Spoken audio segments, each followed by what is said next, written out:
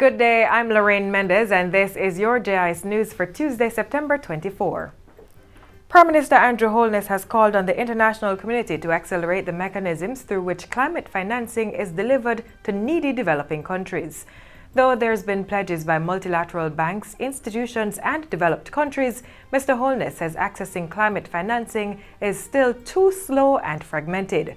The bottlenecks and gaps in the project investment value chain prevent climate finance from getting to where it is most needed.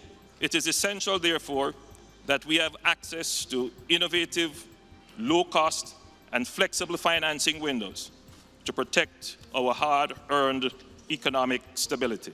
Prime Minister Holness was addressing Monday's Climate Action Summit at the United Nations General Assembly in New York. The Prime Minister, along with the heads of government for France and Qatar, have been leading the UN's charge for climate financing.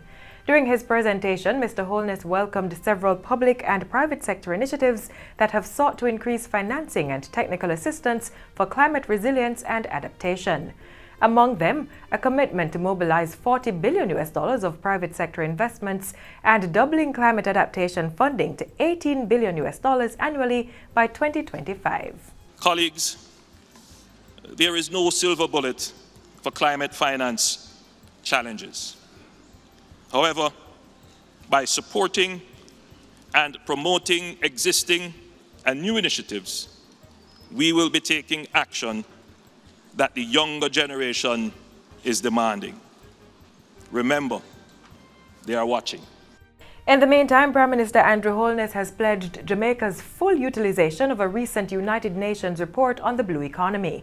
Mr. Holness says the report, titled "The Ocean as a Solution to Climate: 5 Opportunities for Action," provides measurable commitments which will afford real opportunities to use the ocean to fight climate change.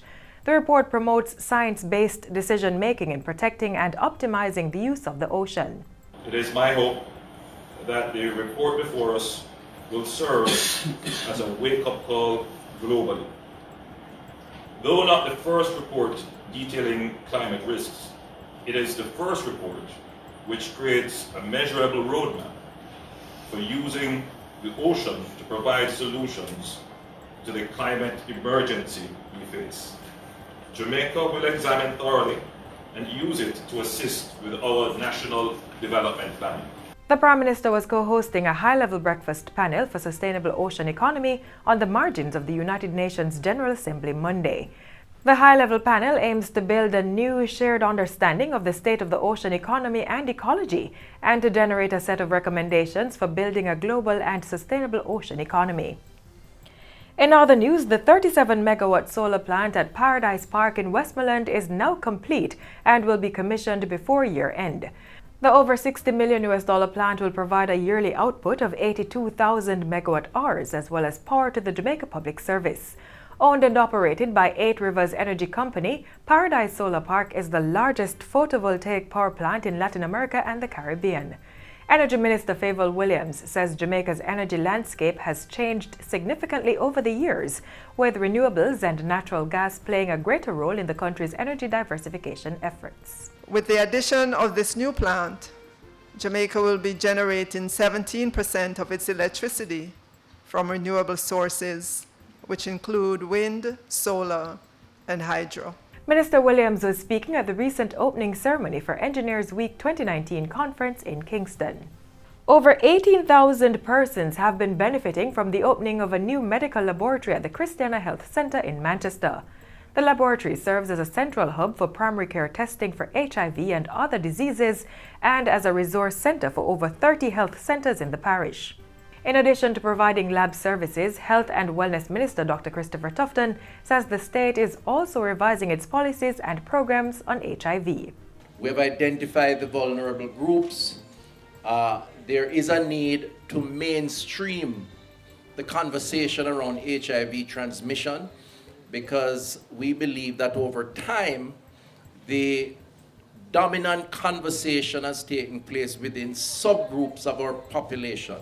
And the trends are suggesting that transmission or the threat of transmission makes all of us vulnerable. Officially opened on Friday, the lab was built at a cost of over $20 million through a partnership involving the ministry, the U.S. Center for Disease Control, and the National Alliance for State and Territorial AIDS Directors, NASTAD.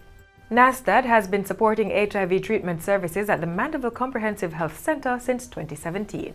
And finally, a 9-member board of trustees has been named to oversee the operations of the Tourism Workers' Pension Scheme. The appointment is for a period of 1 year with immediate effect. Retired banking and insurance executive Richard Powell will serve as chairman, with attorney-at-law Hyacinth Lightburn as deputy. The other members are Daisy Koch, Omar Robinson, Wayne Cummings, Philip Hoffer, Carlton Williams, Eric Crawford, and Danny Roberts.